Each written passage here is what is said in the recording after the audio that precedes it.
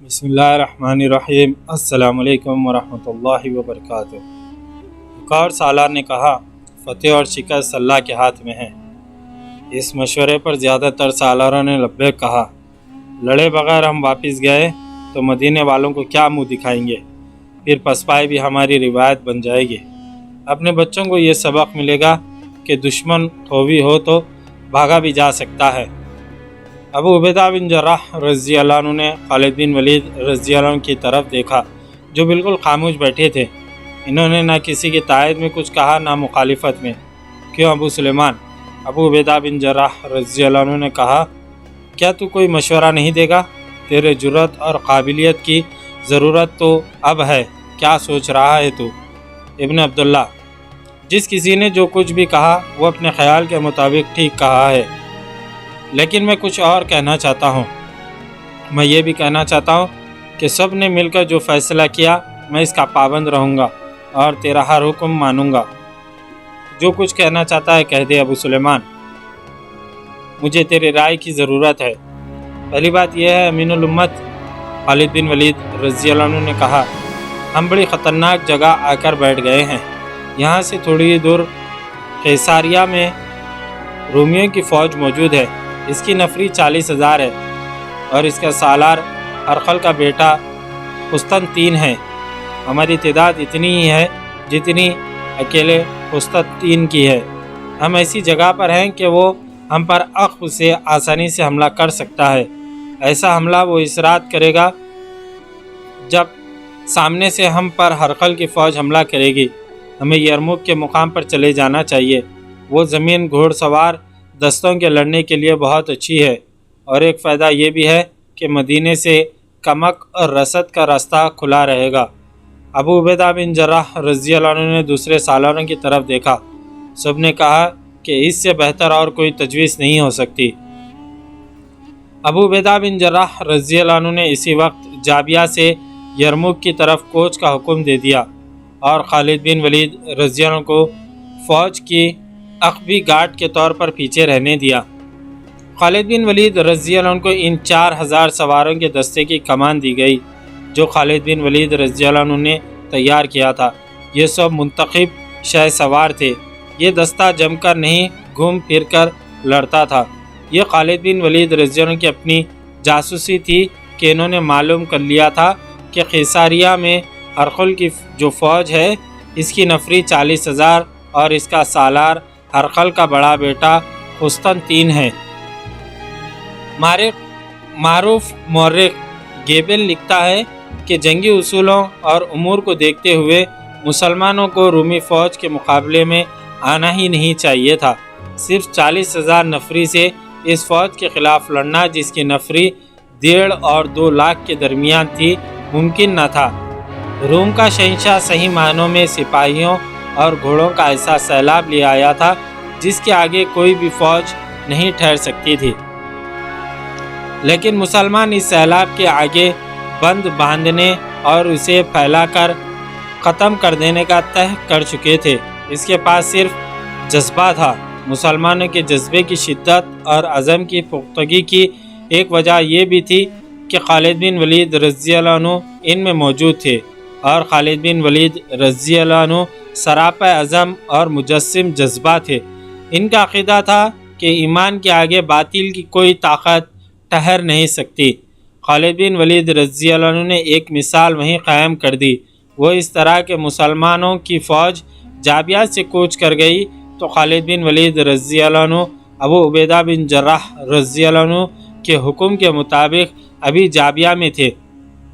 उधर हरखल के लश्कर ने इतनी तेज़ी से नक़ल व हरकत की थी कि इसके सालारों को जिन इलाक़ों में पहुँचने का हुक्म मिला था वो अपने दस्तों के साथ इन इलाक़ों में पहुँच गए थे। शाम और फ़लस्तीन में हरखल की फ़ौज छा गई थी। खालिद बिन वलीद रज़ी अल्लाह अन्हु जाबिया से रवाना होने लगे तो अचानक रूमी फ़ौज का एक दस्ता दाएँ पहलू से आता नज़र आया।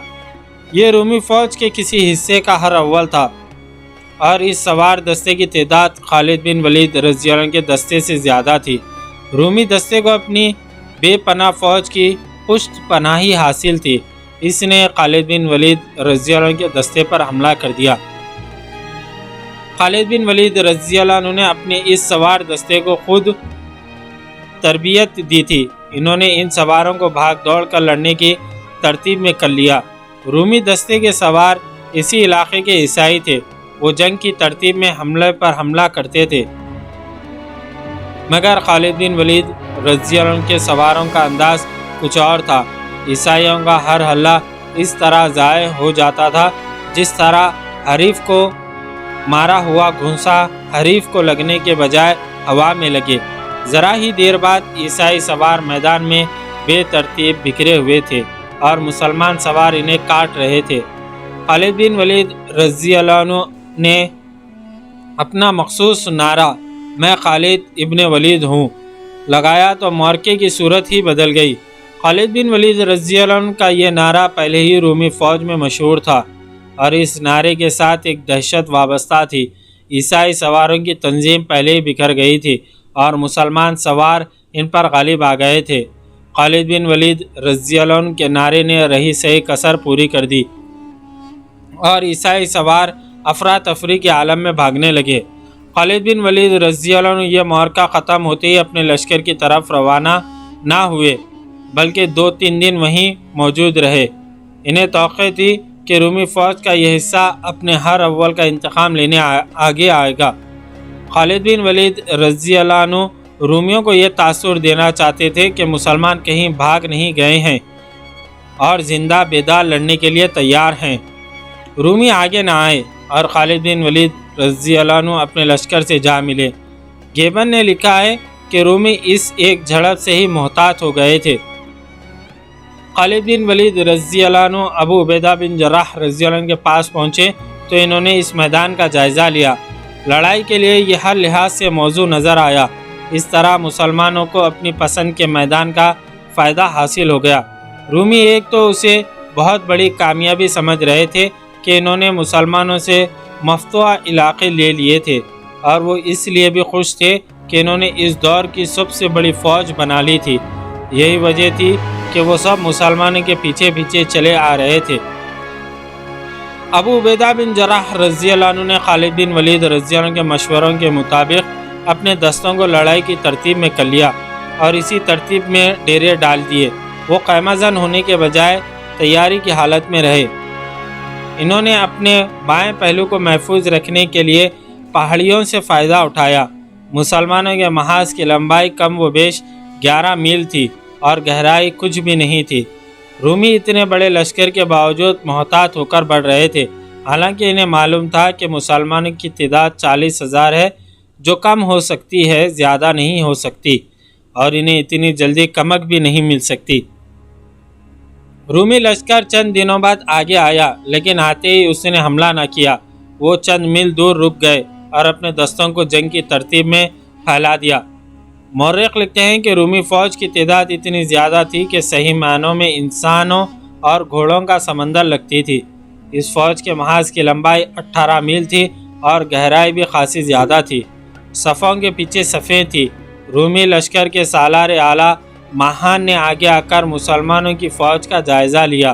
اسے اپنی جنگی طاقت پر اتنا ناز تھا کہ وہ مسلمانوں کی صفوں کے قریب آ گیا۔ اس کے چہرے پر رونق اور ہونٹوں پر طنزیہ مسکراہٹ تھی۔ مسلمان اسے خاموشی سے ہی دیکھتے رہے اور وہ مسلمانوں کو حقارت سے دیکھتا آگے بڑھتا گیا۔ اس کے پیچھے پیچھے 12 محافظ گھوڑوں پر بڑی شان سے جا رہے تھے۔ ماہن زیادہ دور نہیں گیا تھا کہ اس کے لشکر کی طرف سے ایک گھوڑ سوار سرپٹ گھوڑا دوڑاتا آیا۔ ماہن رک گیا۔ گھوڑ سوار اس کے قریب آ کر اور رومی انداز سے سلام کر کے اس کے ہاتھ میں کچھ دیا۔ یہ ہرقل کا پیغام تھا جو اس نے ماہن کو انطاکیہ سے بھیجا تھا۔ یہ دراصل پیغام نہیں، شہنشاہ ہرقل کا فرمان تھا۔ ہرقل نے اسے لکھا تھا کہ مسلمانوں پر حملہ کرنے سے پہلے انہیں صلح نامے کے لیے راضی کرو۔ مسلمان اگر یہ شرط مان لیں کہ وہ پرامن طریقے سے واپس چلے جائیں گے اور آئندہ کبھی رومی سلطنت کی سرحد میں داخل نہیں ہوں گے تو انہیں عزت سے اور کچھ رقم دے کر رخصت کرو۔ اپنی طرف سے پوری کوشش کرو کہ وہ صلح پر راضی ہو جائیں۔ اگر وہ تمہاری بات نہ مانے تو عربی عیسائیوں کو استعمال کرو، شاید ان کی بات مان جائیں۔ ماہان نے یہ پیغام پڑھا تو اس کے چہرے پر غصے کے تاثر آ گئے۔ اس نے قاصد کو رخصت کر دیا۔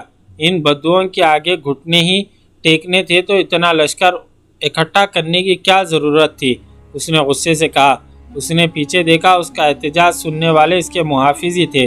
اس نے مسلمانوں کے محاذ کی طرف دیکھا اور گھوڑے کا رخ اس طرف کر کے آگے آ گیا۔ قریب جا کر اس نے گھوڑا روک لیا اور ایک محافظ کو اپنے پاس بلایا۔ انہیں کہو کہ اپنے سالار اعلیٰ کو سامنے کریں۔ اس نے اپنے محافظ سے کہا، اور کہو کہ ہمارے سالار اعلیٰ ماہان صلح کی بات کرنے آئے ہیں۔ محافظ نے اس کے الفاظ بلند آواز سے دہرائے۔ مسلمانوں کی طرف سے جواب آیا کہ آتے ہیں۔ سوال پیدا ہوتا ہے کہ مسلمانوں کے ہاتھوں ہرقل کی آدھی فوج کٹ گئی تھی۔ بے انداز مال غنیمت مسلمانوں کے ہاتھوں لگا تھا اور مسلمانوں نے سلطنت روم کے بے شمار علاقے پر قبضہ کر لیا تھا۔ پھر ہرقل نے انہیں بخش کیوں دیا تھا؟ اس نے 1.5-2 لاکھ فوج اکٹھی کر کے بھی مسلمانوں کے آگے صلح کا ہاتھ کیوں بڑھایا تھا؟ فوری طور پر یہ جواب سامنے آتا ہے کہ اس کی فوج پر مسلمانوں کی جو دہشت طاری تھی، اس سے وہ خطرہ محسوس کرتا تھا کہ اس کی اتنی بڑی فوج بھی شکست کھا جائے گی۔ لیکن اس وقت کے واقعہ نگاروں، مورخوں اور بعد کے تاریخ نویسیوں نے مختلف حوالوں سے لکھا ہے کہ ہرقل اچھا دشمن نہیں تھا، وہ جنگجو تھا اور جنگجو قوم کی قدر کرتا تھا۔ خالد بن ولید رضی اللہ عنہ کی قیادت سے وہ متاثر تھا۔ وہ نہیں چاہتا تھا کہ ایک جنگجو قوم کی اتنی پرعزم فوج اس کے لشکر کے ہاتھوں ختم ہو جائے۔ وہ مسلمانوں کو زندہ واپس چلے جانے کا موقع دے رہا تھا۔ اسے توقع تھی کہ مسلمانوں نے جذبے کے زور پر اس کے لشکر سے ٹکر لی تو مسلمانوں کا قتل عام ہوگا۔ ہرقل نے جو کچھ بھی سوچا تھا میدان جنگ میں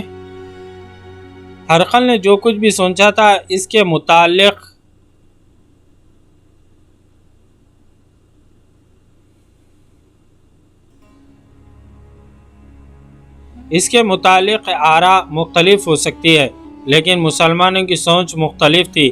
میدان جنگ میں نہ وہ رحم کرتے تھے نہ رحم کے طلبگار ہوتے تھے۔ اپنی نفری کی کمی اور دشمن کی کئی گنا زیادہ طاقت نے انہیں کبھی پریشان نہیں کیا تھا۔ رومی سالار ماہان کی پکار پر ابو عبیدہ رضی اللہ عنہ آگے آ گئے۔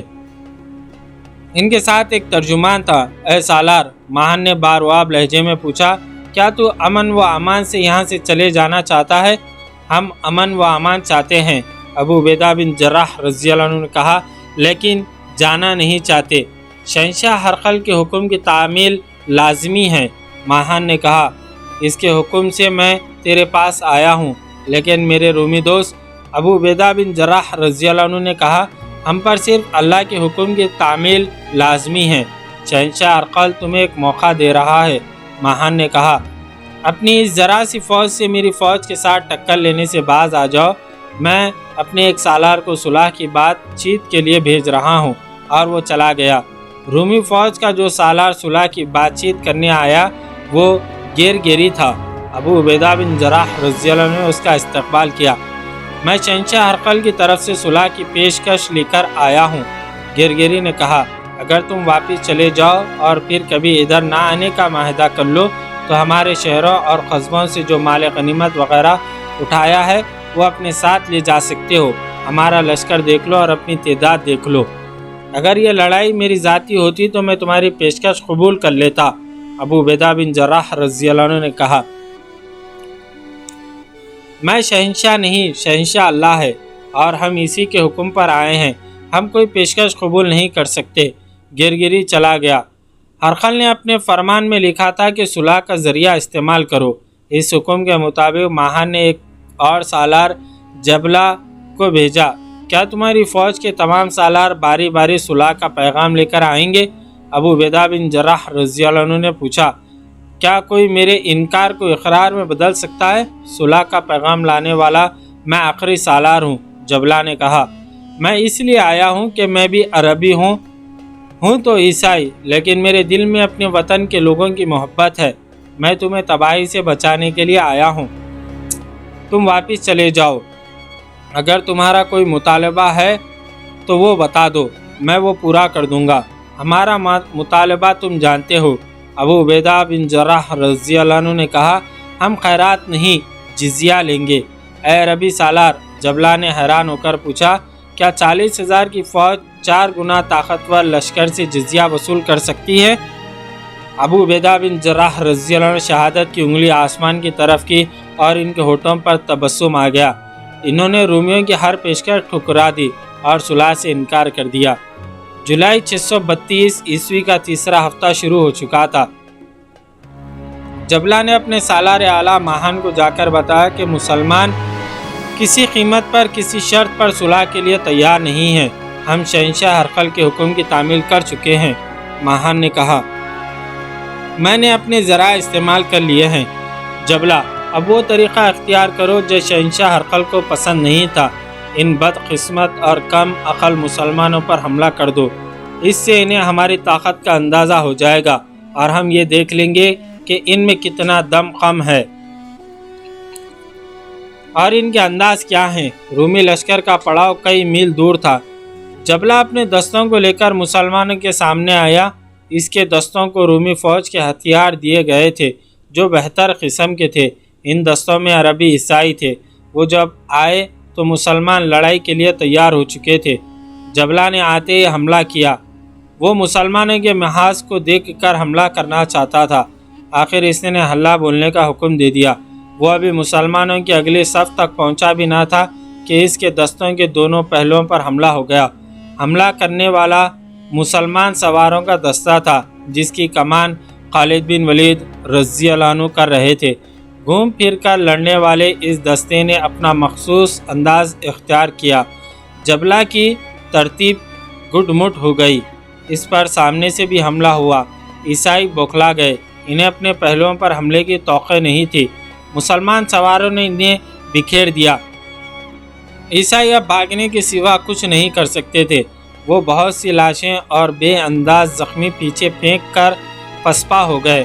مورخ لکھتے ہیں کہ ماہان نے مسلمانوں کو لڑتے بھی دیکھا اور جس تیزی سے مسلمان سواروں نے جبلہ کے دستوں پر حملہ کیا تھا وہ بھی دیکھا، اور وہ سمجھ گیا کہ مسلمانوں سے لڑنا بہت مشکل ہے اور اس کے لیے مزید تیاری کی ضرورت ہے۔ ماہان نے حملے کے لیے کوئی اور دستہ نہ بھیجا۔ ماہان کو توقع تھی کہ مسلمان جوابی حملہ کریں گے، لیکن نفری کی کمی مسلمانوں کو مجبور کر رہی تھی کہ حملہ نہ کریں۔ وہ جوابی حملہ کرنے کا خطرہ مول نہیں لے سکتے تھے۔ ادھر جبلہ محتاط ہو گیا۔ دن گزرنے لگے۔ دونوں طرف کی فوجوں نے ایک دوسرے پر نظر رکھنے کے لیے اپنے اپنے آدمی مقرر کر دیے۔ یہ وقفہ مسلمانوں کے لیے فائدہ مند رہا۔ انہیں مدینے سے 6,000 افراد کی کمک مل گئی۔ یہ 6,000 افراد یمنی تھے اور تازہ دم بھی تھے۔ ان سے مسلمانوں کے محاذ میں کچھ توقیت مل گئی۔ مسلمانوں کی فوج کی تفصیل کچھ اس طرح تھی کہ اس کی کل تعداد 40,000 تھی۔ ان میں 1,000 رسول خدا صلی اللہ علیہ وسلم کے صحابہ کرام تھے۔ ان 1,000 میں 100 وہ مجاہدین بھی شامل تھے جو بدر کی لڑائی لڑے تھے۔ اس نفری میں رسول خدا صلی اللہ علیہ وسلم کے پھوپھی زاد بھائی زبیر بن العوام رضی اللہ عنہ بھی شریک تھے، اور اس نفری میں پہلی جنگوں کے 2 مشہور شخصیتیں بھی شامل تھیں، ابو سفیان اور ان کی بیوی ہند۔ ابی سفیان کے بیٹے یزید پہلے ہی 40,000 کی اس فوج میں شامل تھے اور سالار تھے۔ 1 مہینہ گزر گیا تو دشمن نے دیکھا کہ اس کا لشکر لڑنے کے لیے تیار ہو گیا ہے اور مسلمانوں کی نفری میں بھی کوئی اضافہ نہیں ہوا، تو اس نے مزید انتظار مناسب نہ سمجھا، لیکن ایک بار پھر صلح کی کوشش کو ضرور سمجھا۔ اس نے اپنا ایک ایلچی مسلمانوں کے محاذ کو اس پیغام کے ساتھ بھیجا کہ سالار اعلیٰ بات چیت کے لیے آئیں۔ ابو سلیمان ابو عبیدہ بن جراح رضی اللہ عنہ نے خالد بن ولید رضی اللہ عنہ سے کہا، کیا اب یہ بہتر نہیں ہوگا کہ اس شخص کے ساتھ تو بات کرے؟ وہ ہمیں اپنی طاقت سے ڈرا کر صلح حاصل کرنا چاہتا ہے۔ مجھے ہی جانا چاہیے امیر الامت، خالد بن ولید رضی اللہ عنہ نے کہا، اس کے ساتھ میں ہی بات کروں گا۔ خالد بن ولید رضی اللہ عنہ گھوڑے پر سوار ہوئے اور ایڑ لگا دی۔ ماہان نظر نہیں آ رہا تھا۔ خالد بن ولید رضی اللہ عنہ کے ساتھ چند ایک محافظ تھے۔ وہ رومیوں کے محاذ تک چلے گئے۔ ماہان نے ان کا استقبال کیا اور انہیں اپنے خیمے میں لے گیا۔ خیمے میں محسوس ہی نہیں ہوتا تھا کہ یہ میدان جنگ ہے، یہ شاہانہ کمرہ تھا۔ میں ماہان ہوں، महान ने अपना तारुफ कराया।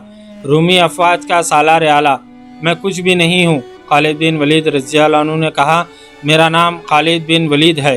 तुम सब कुछ हो इब्ने वलीद। महान ने कहा, जहाँ तक तुम नहीं पहुँच सके वहाँ तक तुम्हारा नाम पहुँच गया है। मेरा ख्याल है कि तुम जितने काबिल और जुर्रतमंद सालार हो, इतने ही दानिशमंद इंसान भी होगे। क्या तुम पसंद करोगे कि तुम्हारी 40,000 फ़ौज मेरे इस लश्कर के हाथों मारी जाए, जो बड़ी दूर दूर तक फैली हुई चट्टानों के मानिंद है? दानिशमंद आदमी चट्टानों से नहीं टकराया करते। बहुत अच्छे अल्फाज हैं। खालिद बिन वलीद रज़ियल्लाहु अन्हु ने कहा, मैं इन अल्फाज की कद्र करता हूँ, लेकिन हम वो दानिशमंद हैं जो बातिल की चट्टानों से डरा नहीं करते। तुमने मुझे यहाँ तक आने का मौका इसलिए दिया कि मैं तुम्हारा लश्कर देख कर डर जाऊँ। इब्ने वलीद, महान ने कहा, क्या तुझे अपने सिपाहियों के बीवी बच्चों का भी कोई ख्याल नहीं जो तुम्हारे लश्कर के साथ हैं? क्या तुमने सोचा नहीं कि अगर तुम सब मारे गए तो ये बीवियां बच्चे हमारी मिल्कियत होंगे? महान खालिद बिन वलीद रज़ियल्लाहु अन्हु ने मुस्कुराते हुए कहा, हम सब कुछ सोच चुके हैं, सुलह नहीं होगी।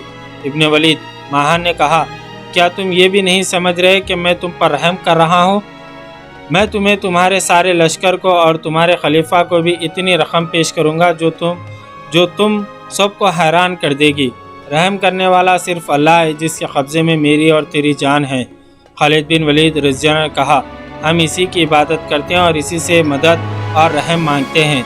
अगर तू नहीं चाहता कि पुश्त और खून हो तो इस्लाम कबूल कर ले, जो अल्लाह का सच्चा दीन है।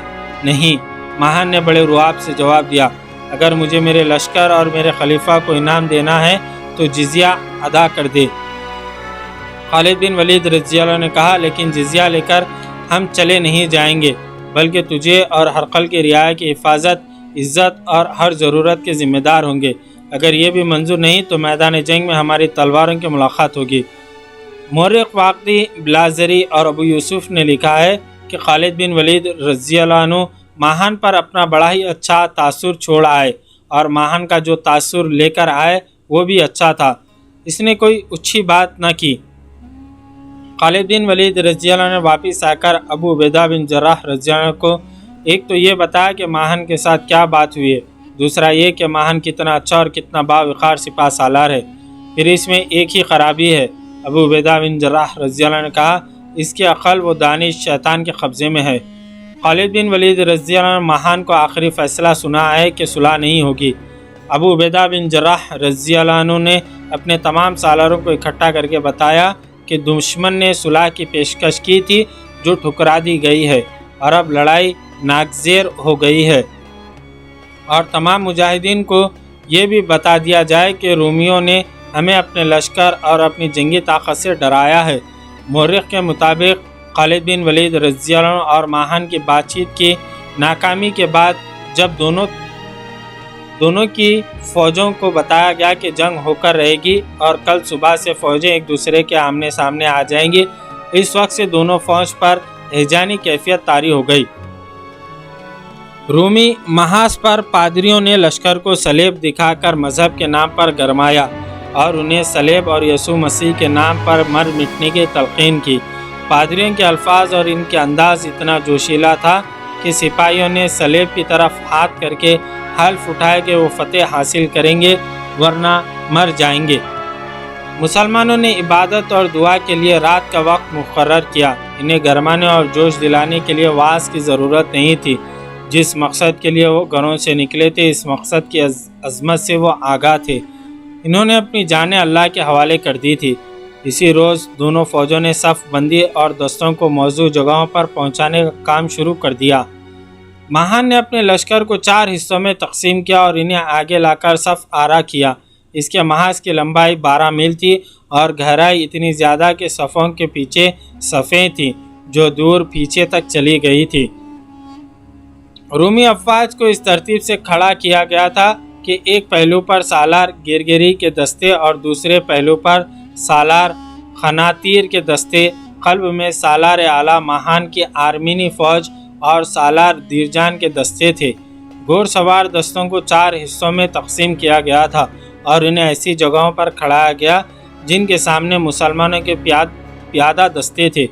رومیوں کے پاس سوار دستے اتنے زیادہ تھے کہ انہوں نے سواروں کے پیچھے بھی سوار کھڑے کر دیے۔ سالار جبلہ کے سوار دستے اور شتر سواروں کو 12 میل لمبے محاذ کے آگے کھڑا کیا گیا۔ ماہن نے ایک بندوبست اور کیا۔